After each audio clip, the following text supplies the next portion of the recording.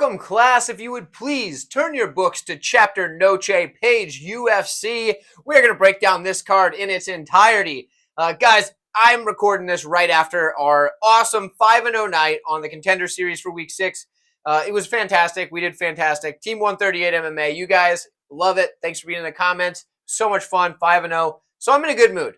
So if I say some goofy stuff, well, it's because I'm in a darn good mood. But either way, hey, for everybody that's new to the channel, welcome. There's been a lot of new faces around here lately. It's good to see you guys. Glad that you made it to this full card breakdown. For all of you that have been around a while, welcome back. It's always good seeing you in the class. We're going to break down this card real quick. You guys can find me on Twitter, 138MMA, patreon.com/138MMA, where you're going to get access to all my notes. You're going to get my top 5 bets for the week. You're going to get my Patreon parlay. It's got a base leg, an extra leg, and a degenerate leg. Now, how that works, basically, you play the base leg for your unit, right? And then you say, okay, with the extra leg, we're going to play just the winnings of the base leg on the extra leg. If that hits, great. Then you play it all together for the degenerate leg, if you're a degenerate like most of us are, and you play that for just the amount that you would win off of the second set, not the stake, but just the winnings. And then if you hit all of those, you are Setaruski, okay? So you're covering your bets. So you take it, subtract the amount that you're placing for the stake. So then, if you get the base, you're already set. You hit the next one, your extra amount, cool, play that. Then you hit the extra amount, there you go. That's how it works. For anybody that was confused, didn't understand how that works, now you know. You can find it on patreon.com/138MMA.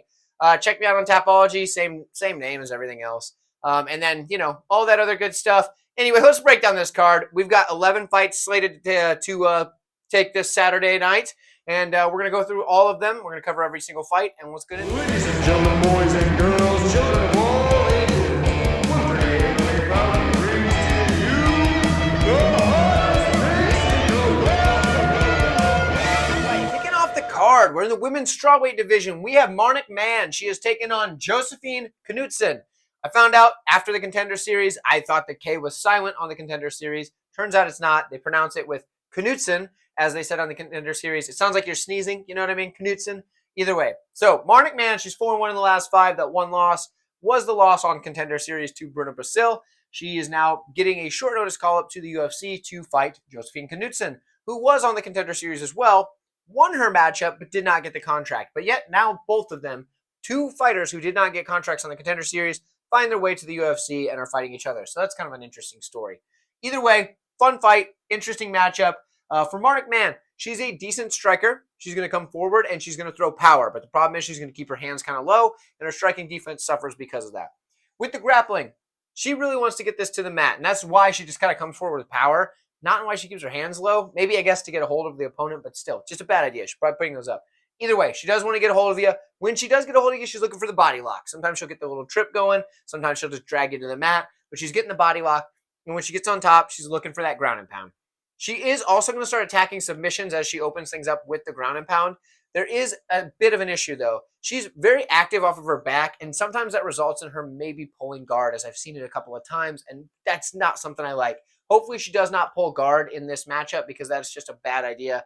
You don't win fights at the UFC level pulling guard. I don't think she's going to do that, but I make note of it because she has done it in the past. Now, I do think that if she can get on top on the ground, she has a very, very possible likelihood that she's going to land some serious damage and maybe even get the submission, because if she is on top, she's going to be doing damage. Now, on the feet, we got a different story, because Knutsson is a very solid striker. She's going to come forward as well. She's going to throw combinations, and she's going to end them with a kick, often a leg kick, but she's going to end them with a kick most of the time. Like 9 out of 10 combos, and then a kick, okay? Kind of like dentists recommending a toothbrush. You know what I mean? 9 out of 10 dentists recommend this toothbrush. 9 out of 10 Knutsson combos end in a kick, particularly a leg kick. The one thing I don't like about her striking is the hooks. She throws weird, hooks that she'll go and just like that. It's the weirdest thing. And she does that when she's in the pocket. She throws clean hooks out, at range, but she'll get in the pocket and just hike those elbows way up high and just start throwing these goofy hooks. I don't know. I don't like it at all. I don't know what's up with that. Yeah, but she does it. She did it on the Contender Series as well, and I pointed it out in that video as well. So either way, the grappling's pretty good, though. She has a good job pushing opponents up against the cage and landing some good elbows and knees from here to cause some damage. And if she does end up on top on the mat, she does have a good top pressure, and she's a bit of a grinder. She doesn't look for finishes. She doesn't look to land a ton of volume or anything, but she's grinding her opponents. Now, I'm going to give you a little bit of something to think about here. So, Marnik, I'm a big fan of Marnik Mann. She's gashed a bunch of tickets for me on the regional scene. She has done super well. Even, the fight before she was on the Contender Series, I believe she was like a plus 110 underdog. Should not have been an underdog. I hammered that line. Marnik Mann has been very good to me as far as cashing my bet. So I am a big fan of Mann's. And she comes into this fight as plus 500. You can't really bet Knutsson at, what is it, like minus 700 or something like that. You can't really bet that. I guess you could parlay it up, but is it really helping your parlays? No, not really. So if you're going to bet it, you kind of have to bet Mann. I'm going to be honest with you, I threw like $10 on it just because like $10, she wins. That's $50. That's like half a unit right there. That's not too bad. If Marnik Mann can get the win, perfect. If she loses, I'm out $10. It sucks. That's a lunch money bet right there. Sometimes you throw your lunch money bets on, it's great. But the pick for the fight is going to be Knutsson because I do think that having more than like a handful of days notice for this, having the ability to, grapple well enough, but also be the better striker, I've got to win Knutsson. She probably gets the decision here, but I'm going to be rooting for Marnik Mann because I'm a big Marnik Mann fan. Circumstances aren't exactly in her favor for this fight, but yeah, rooting for Mann, picking Knutsson. Let me know who you have. I love hearing from you guys. I'll see you in the next fight. Lightweight with a matchup that's pretty much impossible to get an accurate breakdown on, so bear with me here. We have Alex Reyes. He's 4-1 in his last 5. He's taking on Charlie Campbell, 4-1 in his last 5. Now, I started taking a bunch of notes on this, breaking this fight down, and then I realized that most of it's irrelevant because Alex Reyes hasn't fought in 6 years. He's coming back. No idea how he's going to look. He's 36 years old, fighting a guy that's 28, 36 after a 6-year layoff. So that means, most of his prime should have been fighting prime. He spent away. So, yeah. So Alex Reyes, from what I gathered, he's a solid grappler, solid takedowns, likes to take the back. Pretty decent striker, comes forward, throws power. Cool. We don't know where he's at with any of that, though, is a problem. For Charlie Campbell, we know a lot about that. For the Contender Series fight he had with Chris Duncan, he's a good striker. He's got a ton of power, has a solid leg kick. But he got knocked out because when he threw that leg kick, he left his face wide open and got cracked. He got knocked out. He does have pretty good takedown defense. Yeah, don't bet this fight. This is not a fight to bet. I'm going to take Charlie Campbell because he's been fighting and he didn't take 6 years off because of injuries and things like that, especially missing all of his prime. I'm going to take Charlie Campbell, but that's just for the sake of a pick for this video. Don't bet this fight. Stay way away from it. Just crack yourself open a root beer, toss that back, enjoy yourself. Don't worry about betting this one. Very fun fight next in the women's flyweight division. We have Jasudavicius taking on Tracy Cortes. Real quick, have you heard about channel memberships? You can get one right here on YouTube. Click on the little join button down below this video. You get $2.99, get you access to these cool emojis. You get these little neat badges next to your name when you comment. It helps the channel. It's $2.99. You don't really get a whole lot of fancy perks out of it, but you get some neato stuff, and it's $2.99, and it helps the channel a lot. So that's it. $2.99, join button below the video. Go ahead and hit that if you like it. Next one, Jasudavicius, Tracy Cortes. Like I said, both ladies coming in with a solid wrestling base. We're just going to break these ladies down. 4-1 in the last 5 for Jasudavicius. She lost to Natalia Silva. That's going to happen. 5-0 for Cortes. Been a little bit inconsistent on her fight schedule lately. Had a lot of cancellations, a lot of layoffs, whatever. But there it is. The height and reach is going to be in the favor of Jasudavicius. She's 5'7" with a 68-inch reach as opposed to 5'5" with a 65.5-inch reach for Cortes. This one here, Jasudavicius. Solid wrestler. She's got good top pressure. She's got a good cage push as well. She can control her opponents there. Her takedown defense is good. Her submission defense is good. Her wrestling is just solid all around, all right? Decent striking as well, and not because it's polished by any means, but she's got volume and she's got forward pressure. And that's what you need a lot of times when you're the bigger, taller, longer person, which is what she is able to just throw that volume and keep backing up the opponent. She's also got cardio for days, and she's very durable. On the Cortes side, she's also a solid wrestler. She's got a very nice double leg. I do like that a lot. When she gets on top, her pressure is very good, and she's got submission defense that she uses very well as well. I've seen people throw up submissions on her, especially in the Mozagato fight. Lots of submissions that were kind of close, and she was able to fend them off, use her skills to defend those submission attempts, and just keep that top pressure and do what she needed to do.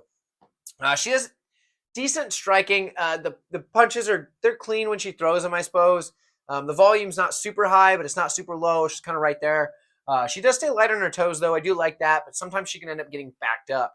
Now, for me, in this matchup, the side is clear. And if y'all haven't noticed yet, Jasudavicius is here to keep taking everybody's money, especially those bookies who keep putting her as an underdog. I don't know what you guys are doing. I've been on the Jasudavicius side for a while. So if you're on this channel and you're like, oh, yeah, Jasudavicius is the underdog this week, everybody's picking. I've been on her for a while. Check the tape. It's in the videos. You've seen it on the channel. I picked her against Fernandez or whatever the heck her name was. I picked her in her last matchup against Miranda Maverick as a big underdog. I've been picking Jasudavicius for a while now. She's one of my picks for probably the most hit underdog, I would say. And gosh darn it, I'm picking her again here. Why am I saying that? Well, I think everything that Cortes does, Jasudavicius does, and most of it she can do just a little bit better. She's going to have the size. She's 5'7" as opposed to 5'5", which is that longer reach. She got about 2.5 inches there. I know it's not a lot, but it's something. She's going to be more durable and have better cardio. Durability, it's going to be hard to say for sure. I would say she has better durability, but I think she's going to have the better cardio, and I think she's going to be able to get the upper hand in this matchup. So for me, Jasudavicius. But let me give you the caveat here. Now, here's the deal. I also like free money. Okay, I was able to bet Jasudavicius at plus 110, better for way more units than I probably should have better. This line looks like it might flip. If, come fight day, Jasudavicius is the favorite, Cortes is the underdog, if anything more than like plus 100. At plus 100, maybe I won't. I'm going to play the exact same amount of money on Cortes because why? Well, that's called free money right there. No matter who wins, you win. Sure, you don't get as big of a profit, but it's the safest gosh darn thing in the world because you win either way. So I'll probably do that, just take my free money and call it a day. But I also might just ride with Jasudavicius because gosh darn it, I think she gets this one done. Let me know who you have. I'd love to hear from you guys. Playing both sides is a good option. I'll see you guys in the next Men's fight. Flyweight division. I'm going to make this breakdown as quick as this fight's probably going to be. But real quick, if you haven't done it already, like this video. I appreciate it a lot. We're going to break this one down. Daniel Lacerda. You also may know him as Daniel Da Silva. He's taking on Edgar Chairez. Chairez is 3-2 in the last 5. 1-4 for Lacerda, coming on that 4-fight losing streak. Well, why is that? Because he's very kill or be killed. Dude's going to come forward, try to get you out of there immediately. And if he doesn't, well, then he's getting beat. He's probably getting knocked out, possibly submitted, but probably knocked out because that's what happens. He's got good striking, aggressive forward pressure. He's very powerful when he hits you. He's dropped a lot of opponents, but then he ends up just not having it go his way in the end. He does spin a little bit too much. Could come back and bite him. Does sometimes. He's got good jiu-jitsu, and he's aggressively going to attack subs. That's just what he does. Just aggressive. Everything this guy does is aggressive. On the other side, Edgar Chairez. He's a good striker as well. He's going to come forward. He's going to throw with some decent power. He's going to stick his jab. And then when he finds the opening, he's going to blitz. And he's going to try to land those shots, get that blitz going. But striking defense is not his best friend, which could come back to bite him here. He's pretty durable. I didn't write that up there, but he's pretty durable. So that is a thing that, maybe it could save him. Good jiu-jitsu. Dude's got a very large toolbox. His quick armbar is one of the things I wanted to highlight. Either way, this is a wild fight. For the pick, I'm going to take Chairez. However, this fight does not go the distance line at minus 500, and I know that sounds silly, but I think it's probably safe. You might even be able to parlay it up. I feel like it's the safest thing ever because Lacerda is going to come out there 100% and try to get this fight finished in the first 2 minutes. Yeah, it's lined at under 1.5. Could the fight go longer? Yeah, I guess it could. Both guys are, remotely durable, so maybe it does, but it's not going to decision. So parlay that up. Have some fun with it. It's better than some of the other lines on this card. I'll see you guys in the next fight. Let me know who you have. Middleweight time. We've got Roman Kopylov taking on Josh Fremd. Both guys 3-2 in their last 5. Both guys been pretty active as of late. For Fremd, he's a good wrestler. Basically just going to come forward and pressure, whether that's getting you up against the cage or get you on the takedown. He's going to try to just pressure you. But he does kind of leave his neck exposed on his takedown attempts. Now, for the striking, the dude's got decent power. He's just going to come forward, not really defend a ton of shots, but he's going to come forward, land those power shots, and try to take you out that way. Basically, pressure forward, land power. That is Josh Fremd's game. That's what he wants to do most of the time if things are going as planned. For Kopylov, he's a guy who came into the UFC, didn't look that great upon arrival, but he's looked a lot better as of late. Now, he's got solid striking and a very tight defense in the stand-up department. He's got clean straights, particularly his jab. Works that jab very well. A lot of success landing that and setting up other strikes with it later. He's also going to use feints to set those strikes up, including that jab. He's got kicks to all levels, whether it be the leg, the body, or the head. He can put them anywhere he needs to, and he does it very quick, as we saw in his last matchup where he got that head kick knockout. Now, one other thing I want to point out is that he uses a mixture of combinations and single strikes. So why is that important? Well, a lot of guys, they throw combos, which is good. You don't want a guy that just throws single strikes. But sometimes when you're throwing combos, your opponent's saying, okay, he's going to throw combos. And then they start to time your combos. But if you throw a single strike every now and then, it makes it harder for them to start timing your combos because they don't know if one's coming or if 6 are coming. You know what I mean? So mixing up the combinations and single strikes is very important. One thing I didn't mention on here, I meant to write it up, just kind of forgot to. His takedown defense has improved quite a bit, so that is something good for Kopylov, and in this matchup particularly. I think he cruises to a victory here pretty easily. I'm going to take Roman Kopylov. The odds have started to get away from us a bit, but yeah, Kopylov's the pick. I'd love to hear from you guys. Who do you have? I'll see you in the comments below. An interesting women's strawweight matchup here between Lupita Godinez and Elise Reed. 3-2 in the last 5 for Reed, 4-1 for Godinez. Interesting matchup for a couple of reasons. Let's go ahead and break this down and I'll kind of explain a little more. Elise Reed, she's got pretty good striking, that Taekwondo style. She's got pretty good power. Kicks to all levels. That comes with the Taekwondo background. That is something that she does very well. She can strike moving forward or backwards, kind of on a plane. She doesn't do a ton of like striking while moving laterally, but she does strike moving forward or back. That's another thing you get from Taekwondo. So she does that very well. But the problem is, another thing she gets from that Taekwondo is she keeps her hands kind of low. She keeps them down here.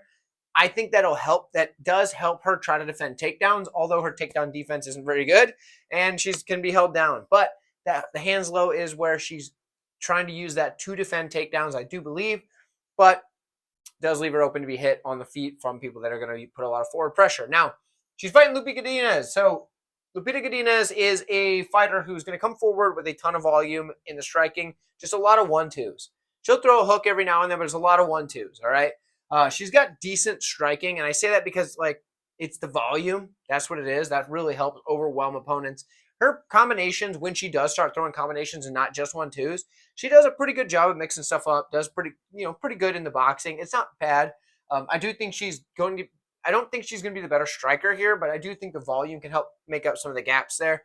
The wrestling, though, that's where she really needs to go with this fight. She's got a good cage push, and she can get her takedowns from there a lot. So a lot of times she'll get her opponents up to the cage and then start working for takedowns. However, she's also got some pretty good throws. She can get a hold of her opponents and toss them, use that in the open mat or even up against the cage, but typically in the open mat on the throws. She does a good job with that wrestling and getting that fight to the mat, controlling her opponents, landing ground and pound, etc. Problem is her fight IQ is terrible, and she's going to want to try and strike in most of her matchups, even when she has a clear path to victory in the grappling. Yes, I'm picking Godinez to win. No, I don't think she's a good idea to bet at the price she's at. It's what it is. Godinez is the pick. Let me know who you've got. We're moving right along. We're at featherweight. We have Kyle Nelson. He's taking on Fernando Padilla. Padilla's 4-1 in the last 5. Nelson 2-2-1 in the last 5. Now, for Fernando Padilla, I'm trying not to hold a grudge. He did knock out my favorite fighter in his last matchup, so there is that to be said. He's 6'1" with a 76-inch reach, so he's going to have a good height and reach advantage over Nelson, who is 5'11" with a 71-inch reach. Let's go ahead and break down Kyle Nelson, shall we? Bit inconsistent on his career. He did get a big win as a big underdog in his last one. He does have decent striking, plenty of power. That body kick is definitely his best weapon in the striking department. Kyle Nelson upset a lot of people last time. So good wrestling, top control, good takedown defense, can push up against the cage, do what he needs to do. Nelson's one of those guys that he's a good test for a lot of up-and-coming fighters, guys coming into the UFC, trying to get their name stated in there, show that they've got what it takes to stay in the UFC. Nelson's a good test, and sometimes he can come out on top, sometimes he does not. For Padilla, he's coming off of a heck of a win, although it was an early stoppage, and it was just criminal because that was my guy.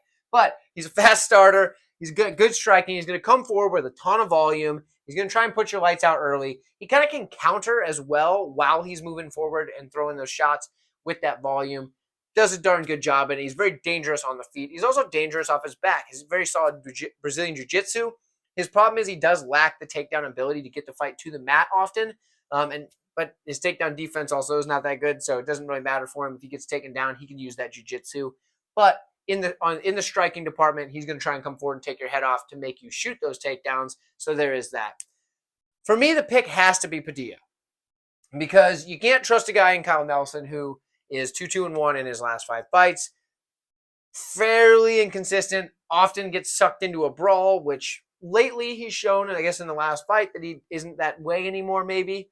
But if he gets sucked in a brawl with Padilla, I think Padilla is going to put him down. I do think Padilla is going to kind of force that action, and I think that's what we're going to get is a nice little brawl. So for me, Padilla has to be the pick. That's who I'm taking. Let me know who you have. I'd love to hear from you in the comments below, and I'll see you next bout up next. We have Christos Giagos. He's taking on Daniel Zellhuber. Zellhuber 4-1 in the last 5. Giagos is 3-2. Really quick, hey, quick reminder, like this video. It helps the channel a lot. I appreciate it. Thank you. Let's break this down. Now, Giagos is going to be at a bit of a height and reach disadvantage. He's 5'10 with a 71.5-inch reach. Zellhuber is a giant. He is 6'1 with a 77-inch reach, and that we'll see how that plays out in this matchup for these two guys. Now, let's start on the Giagos side. He's going to come out fast. He starts quick, but he does slow down, and it's pretty noticeable in the fight when he does slow down. He does have pretty decent striking. He's got a lot of power, but he does eat shots to the face a lot, and that's not what you want when you're striking. Not the best thing. So, guys got power, good offense, not so much defense. Similar in the grappling, but he is a better grappler than he is a striker. He does like to take the back and seek that rear naked choke. For Zellhuber, he is a solid striker, and he uses his range very well. That tall, rangy style he has, 77-inch reach, is going to help him a lot. He's going to stick that jab, land his very nice head kick that he has. He's got crisp combinations as well. And if it does end up in the grappling, first off, he's probably going to be able to decide if he's going to take this to the mat or not because he has very solid takedown defense. When it does get to the mat, he does seek the finish, whether it's ground and pound or looks for the submission. If he's on top, he's going for those things. He is going to try to defend those takedowns, though, and keep it on the feet is my best guess because he's the better striker here. For me, Zellhuber's the pick. We're all worried about that one time that he didn't show up to the fight against Trey Ogden and he just kind of stood there and didn't do anything. Yeah, it's a possibility. I don't think so. Giagos is going to push the pace. So I think in this matchup, you're going to see Zellhuber throwing combinations, trying to get the win, trying to get the knockout, and I think that's probably what we're going to get. Daniel Zellhuber is the pick. Let me know who you have. I'd love to hear from you. It's a bantamweight matchup between Raul Rosas Jr. and he's taking on Terrence Mitchell. Really quick, have you guys heard of Grey Dog Software? They make World of Mixed Martial Arts 5, which is the game that I'm going to recommend for you. They are fantastic company. I played the game plenty of times. At some point, promise you, I'm going to play it on this channel as we do a live stream, and I'll just chat about fights and stuff, and I'll have it up and talk you guys through some stuff. It'll be a good time.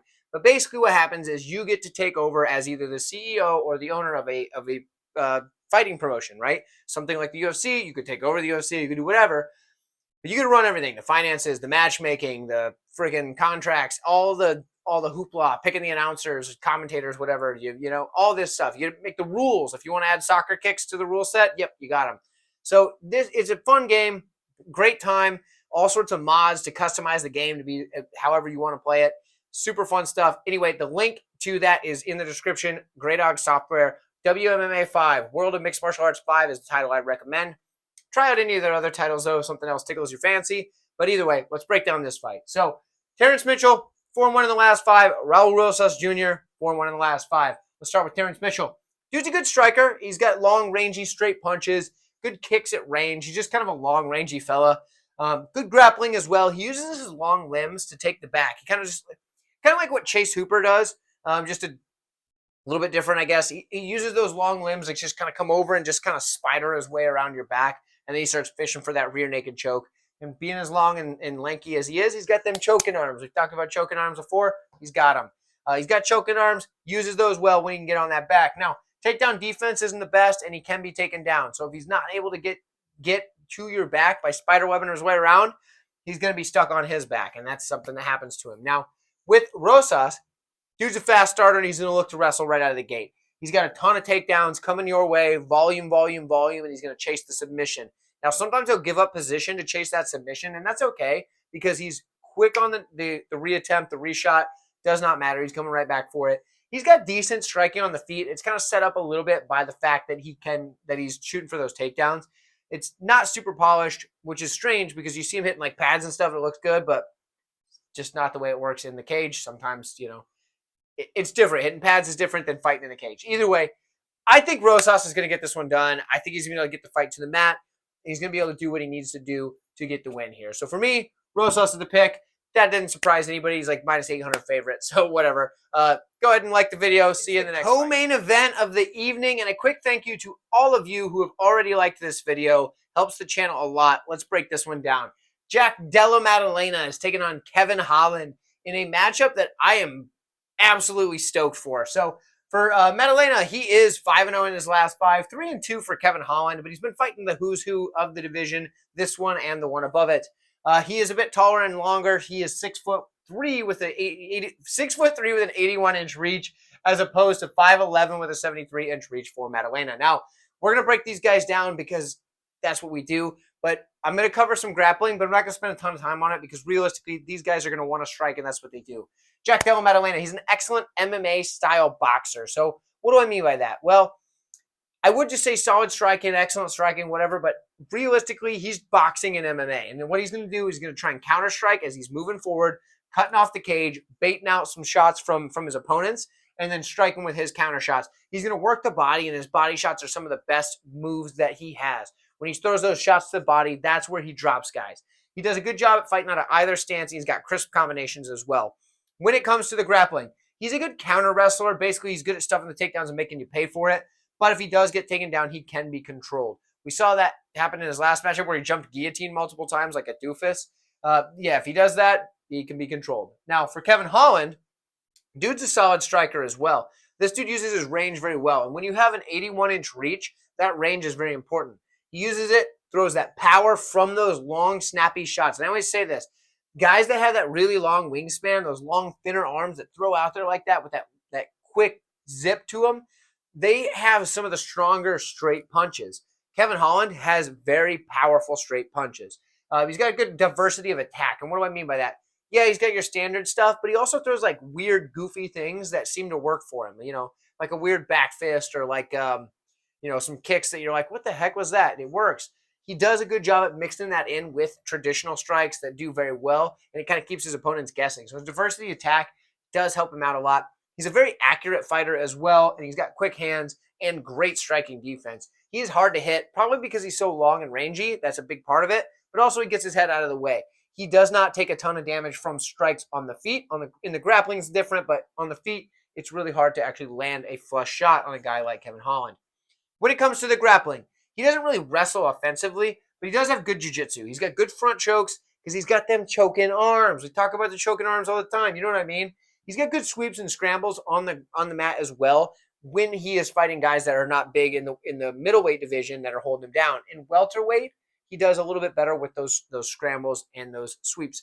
Now, so for Kevin Holland, he is coming off a submission win. I called that, by the way. I called Darce choke in the last matchup over Chiesa. That's who it was. Yes, Chiesa. I called the Darce choke. Whatever. Call me a fortune teller, whatever you will. I mean, others might say that about me. I wouldn't say that about myself, of course. But in this one here, the striking from both guys is going to be entertaining. I'm going to lean Kevin Holland. The reason why, I think the range is going to help him a lot. I think he's going to be able to control whether or not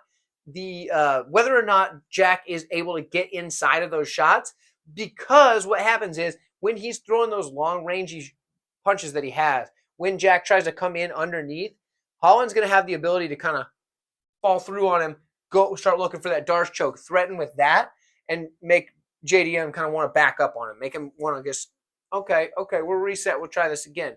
And I do think that if Holland starts to crack Maddalena with some of those long-rangey shots, Maddalena might even look for a takedown.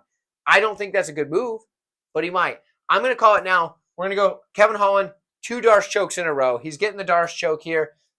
Realistically, if you're playing this one, play it straight. But either way, Kevin Holland, I'm taking him to win. I think he's going to get a late Darce choke. That's where I'm at. Let me know who you have. I'll see you guys in the main event. Finally made it to our main event of the evening. It's the rematch for the women's flyweight championship between the champion, Alexa Grasso, and the challenger, Valentina Shevchenko. Main event of the evening. Here we go. Let's get it underway. Grasso, obviously 5-0 in the last 5. She was on a tear heading into that last title fight. Won the title fight, thus making Valentina Shevchenko 4-1 in her last 5. Now, let's break this down. We've got a lot to cover. This is a fun fight because we know how the last one went. Shocked the world. It was impressive. Let's start with Shevchenko. High-level striking. She's got very fast kicks. She works those teeps. right to the body, keeps her range with those, and then lands the leg kicks very impressively. One thing that not a lot of people notice is her little shuffle kick, okay? How this works, and you probably won't be able to see it because you can't see my legs. It's fine, it's whatever. But what he does, or what she does, she's able to take her front leg and land a quick little roundhouse kick to the leg, basically, by shifting her weight, kicking that with that leg, and then shifting right back, just like that. So it's just boom, boom, and does it super quick, lands those kicks, does a good job with those, and she just touch, land those kicks, and gets a lot of volume off that way. She's just hitting those, boom, hitting back. My coach used to have me work on those a lot, but we used to throw them up to the body. The reason why is because we get guys' hands going up high, and then we'd shuffle that little kick up, hit them in the stomach to drop, if you catch somebody breathing in when you hit them in the stomach, it drops them. That's what we used to do.